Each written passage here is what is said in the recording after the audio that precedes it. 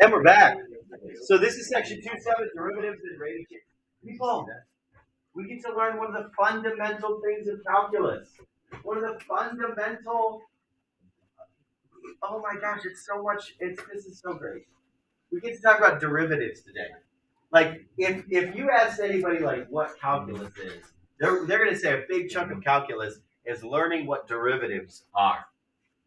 We will spend the rest of chapter 2 talking about how to find derivatives, or hard way, how to find derivatives. And then in chapter 3, we're gonna learn all the shortcuts. So we're gonna learn the brute force way. I call it that. Okay, the brute force way of finding derivatives. All right, let's talk. Let's first discuss what a derivative actually is. Now think back to section 2.1, our very first day of chapter 2. We talked about two problems. We talked about the tangent line problem, and then we talked about the velocity problem, right? And in that tangent line problem, we were thinking about, okay, what is the slope at, we had x squared. What is the slope at x squared at positive 1, right? And we went so far as to say, well, what is the equation of the tangent line of x squared at 1 comma 1? And we had seen that we can find the value of the slope by taking 2 points, using the slope formula, and just making 1.1 comma 1 and the other point closer and closer and closer and closer to 1 comma 1. Right? That's what we had done to actually find what the slope was going to be. Now, back in the day, in section 2.1, we didn't really understand how to evaluate a limit. We didn't have that fancy direct substitution rule. We didn't really know how to algebraically find what a limit was. So we just had to say, well, the closer I make those 2 points together, it looks like it's going to go to that thing. So let's just call it that thing, right? What was the slope? I think it was 2, right? It looked like the slope was going to go to 2, so we just assumed that it was going to go there. And we know mathematicians say, ooh, that's not the best way to say things there. Okay, that limit is really what a derivative actually is. If a curve C has an equation y equals f of x, and we want to find the tangent line to C at that point, so we say we got some function, we're finding a tangent line, the equation of the tangent line. If you want to find the equation of the tangent line, you're going to consider 2 points, one of them being the coordinate you're looking for, x comma y, x comma f of x. The first one is going to be the coordinate you're looking for. They're calling it a comma f of a. And then a nearby point, close value, call it x comma f of x, as long as x is not a. You can't run that point twice, or else you're going to get a 0 in the denominator, and everything goes to heck. And then you compute the slope of the secant line. What does that mean? Well, that means you're just going to take the slope, y minus y over x minus x.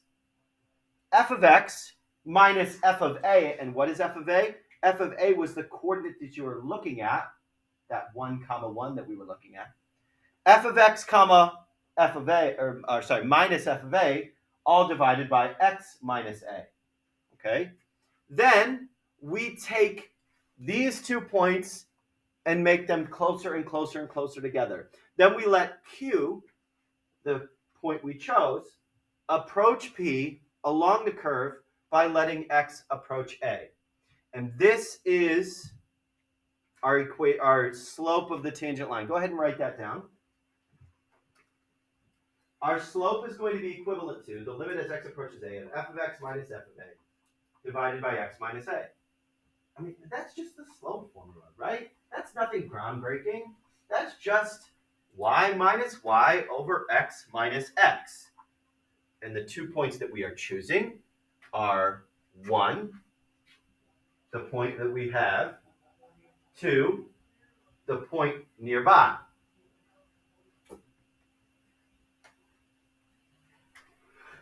Provided that the limit exists, right? If the limit does not exist, well, then this all gets thrown out anyway. Okay. So let's go back to our first example and try to use this within our first example. Does that sound good? Let's go back, way back into time, all the way back to section 2.1 and re-examine this. Do we still need that?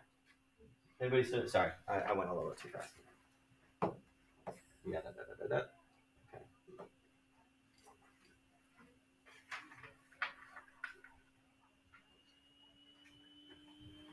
You want a joke for the day? You guys know what a cannibal is? This joke doesn't make sense if you don't know what a cannibal is. You know what a cannibal is? A person who eats people. So this guy, this cannibal was hosting the potluck, right? I got there late. I got the cold shoulder.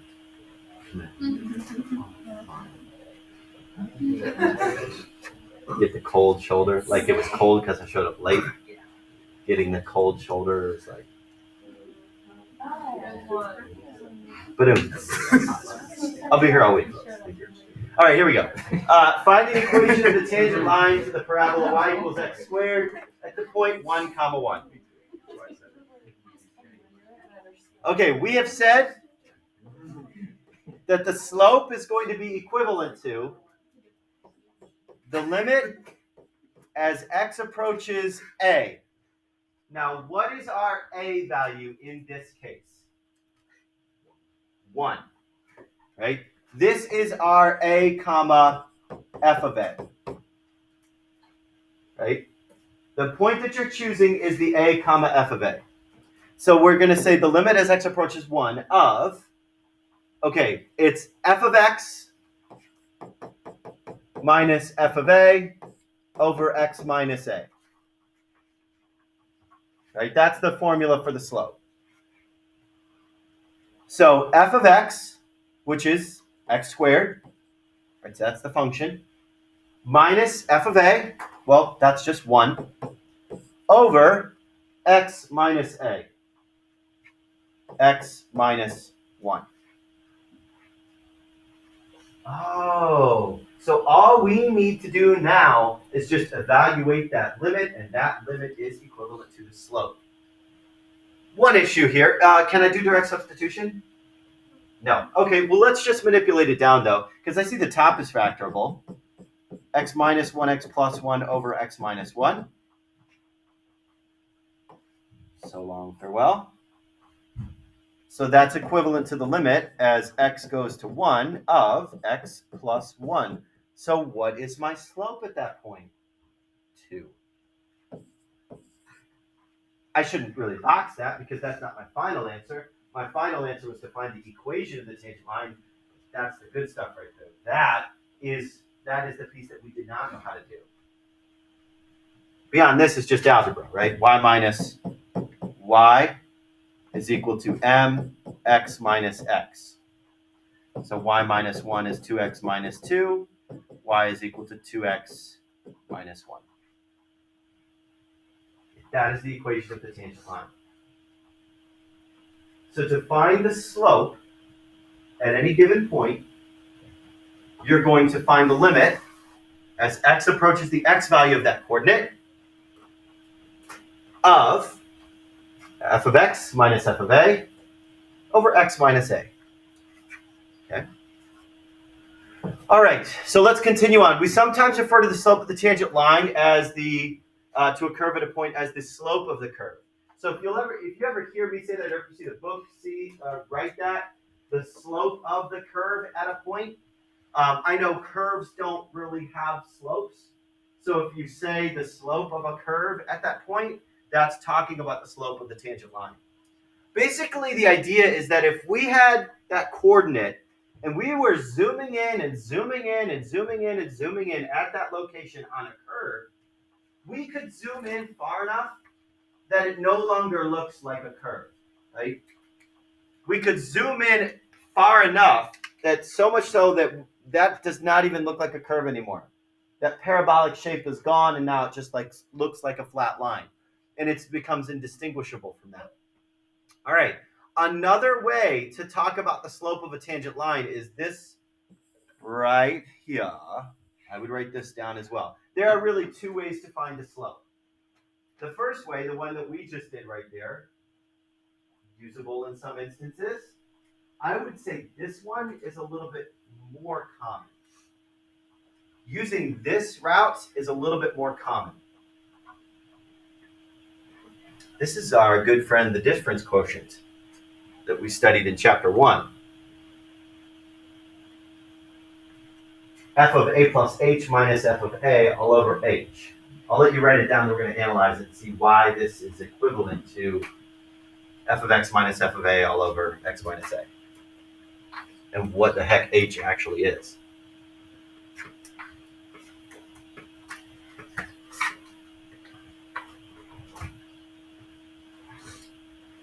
Okay, so for this equation, what the heck is that? Where did h come from? H is the notation here for h. H is the difference away. A is from x. Okay? The difference away. A is from x. So as I continually make x closer and closer and closer to a, the difference between those two values becomes smaller and smaller and smaller and smaller. So the idea is we're not really letting x approach 0. We're going to let h become negligible. We're going to let h go to 0. We're going to send h to 0 because h is the difference away x is from a. Now, how do we compute that? Well, we take the two y values. Well, the first y value is just going to be f of a, right? Because that's our y value of the function that we're looking for. But the other one is going to be, well, f of a plus my difference, right? F of a plus my difference away that I have. So if I say, like for example, my difference away is like 0.1, right? I'm going to say f of 1 and then f of 1.1, right? Because I want to find the difference away that those two pieces are, the y values, right? So this h value is just the change, basically, the change from a to x, okay?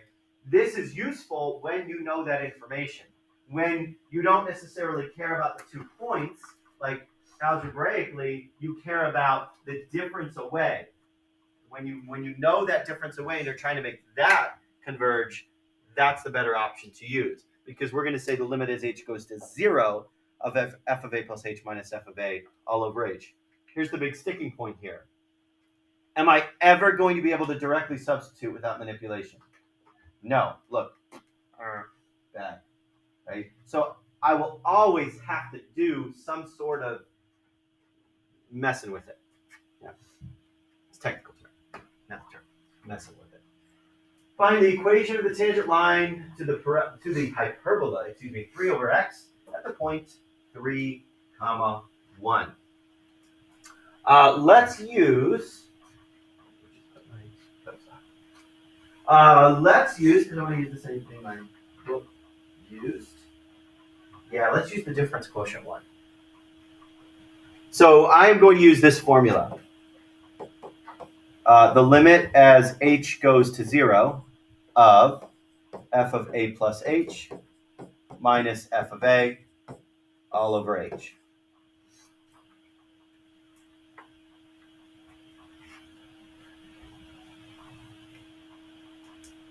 Sorry, I got a sick kid at home, so I got to keep watching. That being said, whenever I have a sick kid, I might not. I hope to be here tomorrow. Hope she goes to school. But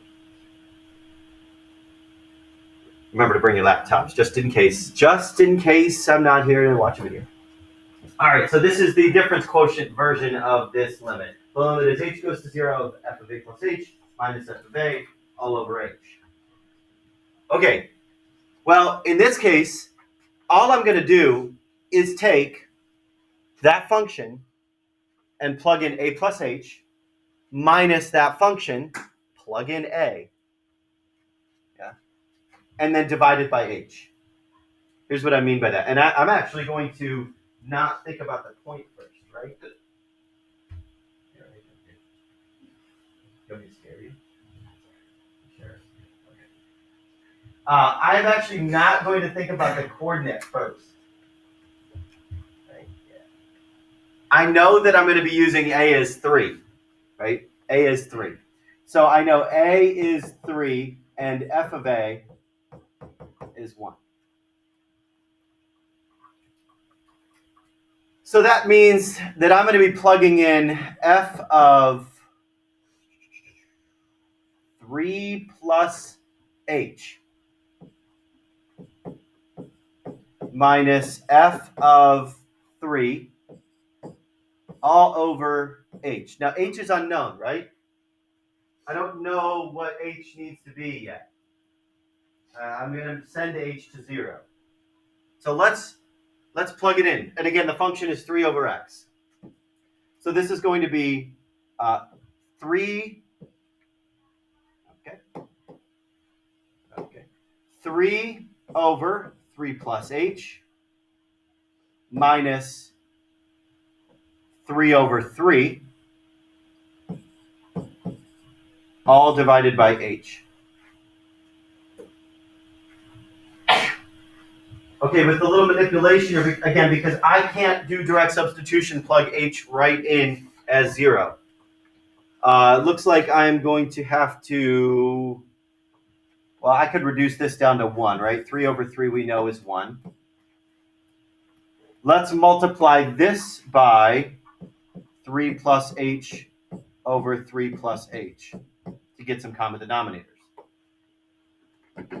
which is going to be 3 over 3 plus h minus 3 plus h over 3 plus h, all still divided by h, which is equivalent to,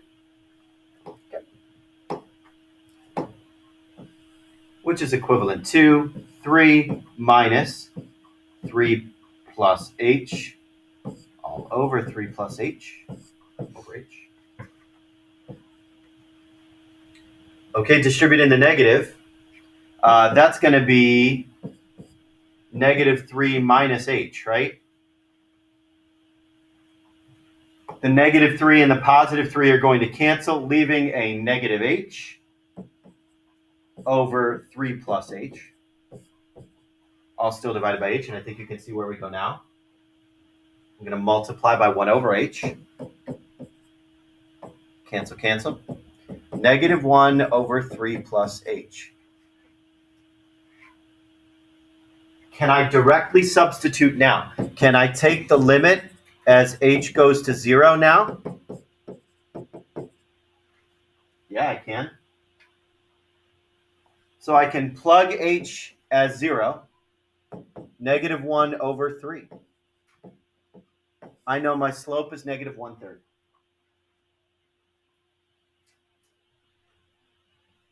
Now, I boxed that because, again, that's my hard part of this, but that's not really my final answer. The question said, find the equation of the tangent line.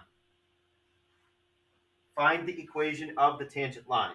Well, so in that case, I've got to use this coordinate that we had, 3, 1, and say y minus 1 is equal to m, negative 1/3, x minus 3.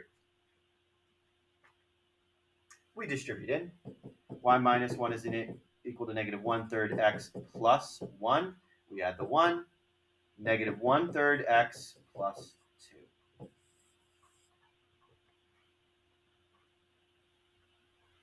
So I know if I look at that graph and I pick out point 3, 1, and I find the equation of the tangent line at point 3, 1, it's going to have this equation, negative 1/3 x plus 2. Questions about that? Okay, so we had seen that in section 2.1, the tangent line problem related directly to the velocity problem, right? We had kind of tied those in together. We had said that those were kind of like equivalent problems because we kept finding the limit as we got closer and closer and closer together, right? We were looking for instantaneous velocity. In section 2.1, we investigated the motion of a ball dropped from a tower to find its velocity to be the limiting value of average velocities. And that's what we kept doing, right? We kept saying, okay, what if I took the velocity, change in distance over time, as I made that closer and closer and closer to the actual time that I wanted to find the instantaneous velocity of. In general, suppose an object moves along a straight line path according to an equation of s is equal to f of t. Now, this s function, this s is equal to f of t, we call that the position or the displacement function, where s is the displacement of the object at time t. The function that describes that motion is called the position function. In the time interval from t equals a to t equals a plus h, hey, that sounds familiar. In the time interval from t equals a to t equals a plus h, the change in position is, f of a plus h minus f of a, all divided by h, right? And what we're going to do, we're going to take that average velocity over that time, and look at what's going to happen. Average velocity is going to turn into this same value. Okay. Now, do you need to write that again? I don't know. Maybe. If you remember that velocity is going to work the same way, then no, you don't have to write that all over again because that is the exact same function. Now, what's cool here is that we can take that position function and find that instantaneous velocity by doing this equation. I mean, that is just so cool that you can take an equation that models the position of something and find the slope of the tangent line by saying letting h go to 0 of f of a plus h minus f of a all over h. And that will be the instantaneous velocity. Instantaneous velocity. Not just average velocity, but instantaneous velocity at that time value. I mean, that is just so cool. Find an instantaneous velocity. Let's do that exact same problem that we had before, but let's use these new formulas, just like we did in section 2.1. This is the exact same problem. Literally copy pasted it. Suppose that a ball is dropped from the upper observation deck of the CN Tower, which is 450 meters above the ground. Okay, now we had said that we needed this equation, 4.9 t squared. Right, that is just no initial velocity. That is just literally just drop down acceleration due to gravity times squared. I mean, you could say negative 4.9 t squared. What is the velocity of the ball after 5 seconds? What is the velocity of the ball after 5 seconds? Well, in this case, if I'm using this same formula, this f of a plus h minus f of a all over h, my time is a. So in this case, a is 5. So what we're going to calculate, the velocity at time 5 is going to be the limit as h goes to 0 of f of a plus h. Okay, so that's f of 5 plus h minus f of a minus f of 5 all divided by h.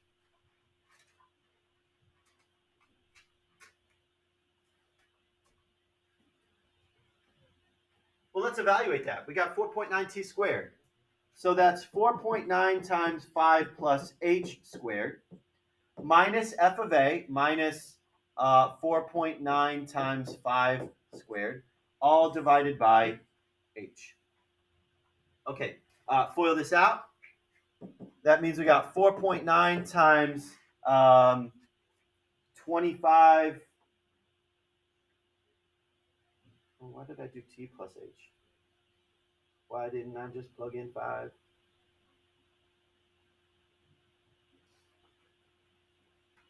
Why didn't I just plug in 5? I don't know. I wonder if it matters. Wonder if it matters.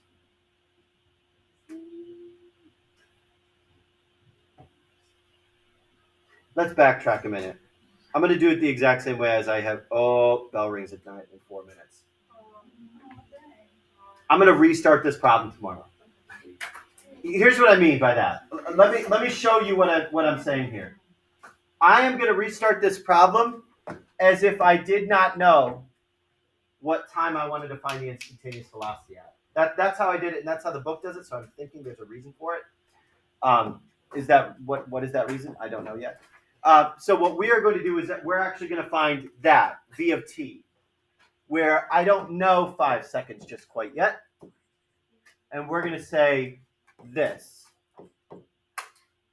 Okay, and we're going to algebraically reduce it down rather than just trying to plug in 5. And I'll show you what that means here tomorrow.